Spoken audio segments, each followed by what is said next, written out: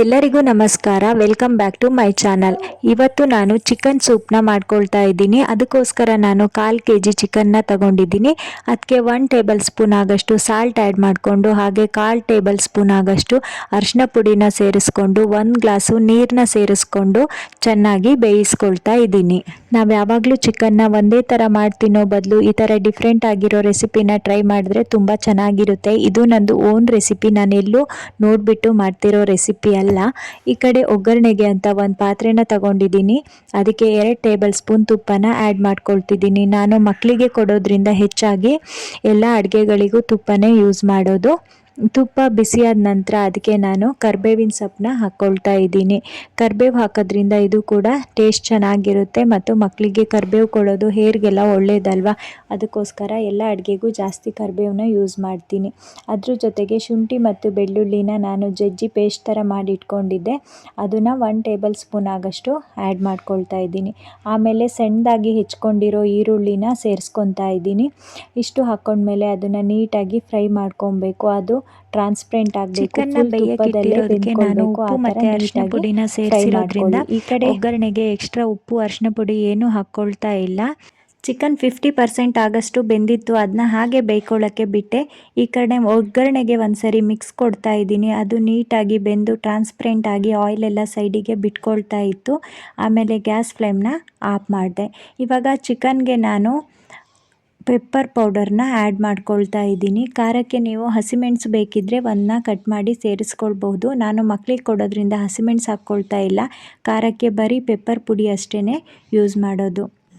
ನಾನಿವಾಗ ಇದಕ್ಕೆ ಚಿಕ್ಕದಾಗಿ ಕಟ್ ಮಾಡ್ಕೊಂಡಿರುವಂತಹ ಸ್ವಲ್ಪ ಕೊತ್ತಂಬರಿ ಸೊಪ್ಪನ್ನ ಆ್ಯಡ್ ಮಾಡ್ಕೊಳ್ತಾ ಇದ್ದೀನಿ. ನಿಮಗೆ ಪುದೀನ ಬೇಕಿದ್ದರೆ ಈ ಟೈಮಲ್ಲಿ ಒಂದು 4 ಎಲೆ ಪುದೀನನ ಕೂಡ ಇದಕ್ಕೆ ಸೇರಿಸ್ಕೊಳ್ಬಹುದು. ನನ್ನ ಹತ್ರ ಪುದೀನ ಇರಲಿಲ್ಲ, ಹಾಗಾಗಿ ನಾನು ಪುದೀನ ಸೊಪ್ಪನ್ನ ಯೂಸ್ ಮಾಡ್ತಾ ಇಲ್ಲ. ಕೊತ್ತಂಬರಿ ಸೊಪ್ಪು ಹಾಕ್ಕೊಂಡ್ಮೇಲೆ ಒಂದ್ಸರಿ ಇದನ್ನ ನೀಟಾಗಿ ಮಿಕ್ಸ್ ಮಾಡಿ ಚೆನ್ನಾಗಿ ಕುದಿಯೋಕ್ಕೆ ಬಿಡಿ. ಸ್ವಲ್ಪ ನೀರನ್ನ ಜಾಸ್ತಿನೇ ಇಟ್ಕೊಳ್ಬೇಕು. ಸೂಪ್ ಆಗಿದ್ದರಿಂದ ಚಿಕನ್ ನೀಟಾಗಿ ಬೆಂದ್ಕೊಳ್ಬೇಕು. ಇವಾಗ ಇದಕ್ಕೆ 1/4 ಟೇಬಲ್ ಸ್ಪೂನ್ ಆಗಷ್ಟು ಜೀರಿಗೆ ಪೌಡ್ರನ್ನ ಆ್ಯಡ್ ಮಾಡ್ಕೊಳ್ತಾ ಇದ್ದೀನಿ. ಜೀರಿಗೆ ಪೌಡ್ರನ್ನ ಆ್ಯಡ್ ಮಾಡಿಕೊಂಡು ಒಂದು ಕುದಿ ನೀಟಾಗಿ ಬರೋಕ್ಕೆ ಬಿಡಿ.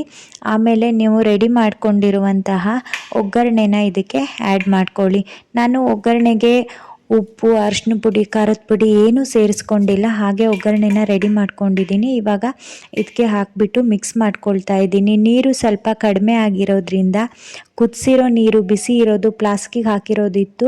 ಆ ನೀರನ್ನ ಸ್ವಲ್ಪ ನಾನು ಇದಕ್ಕಿವಾಗ ಆ್ಯಡ್ ಮಾಡ್ಕೊಳ್ತೀನಿ. ನೀರು ಹಾಕಿದ್ರಿಂದ ಒಂದು ಕುದಿ ಬರಲಿ ಅಂತ ಹಾಗೆ ಬಿಟ್ಟೆ. ಮತ್ತು ಒಂಚೂರು ಟೇಸ್ಟ್ನ ನೋಡ್ಕೊಳ್ತಾ ಇದ್ದೀನಿ. ನಾನು ಹಾಕಿರೋ ಉಪ್ಪು ಖಾರ ನನಗೆ ಕರೆಕ್ಟಾಗಿ ಅಂತ ಅನ್ನಿಸ್ತು, ಹಾಗಾಗಿ ಎಕ್ಸ್ಟ್ರಾ ಏನು ಉಪ್ಪು ಖಾರ ಆ್ಯಡ್ ಮಾಡ್ಕೊಳ್ಳಿಕ್ಕೆ ನಾನು ಹೋಗಲಿಲ್ಲ. ಇದು ಒಂದು ಕುದಿ ಬಂತು. ಸೂಪು ಎಷ್ಟೊತ್ತಿಗೆ ರೆಡಿ ಆಯಿತು.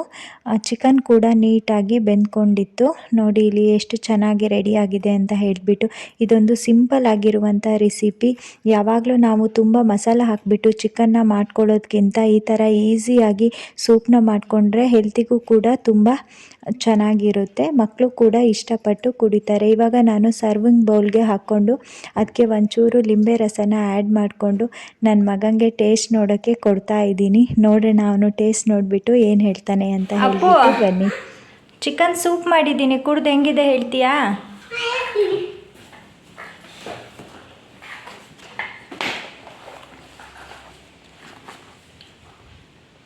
ಬಿಸಿ ಇದೆ, ಚೆನ್ನಾಗಿದೆ, ಸೂಪರಾ?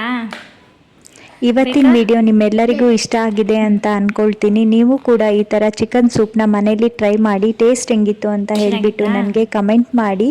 ಈ ವಿಡಿಯೋ ನಿಮ್ಮೆಲ್ಲರಿಗೂ ಇಷ್ಟ ಆಗಿದ್ದರೆ ಲೈಕ್ ಮಾಡಿ. ಮುಂದಿನ ವಿಡಿಯೋದಲ್ಲಿ ಸಿಗ್ತೀನಿ. ಬಾಯ್ ಬಾಯ್.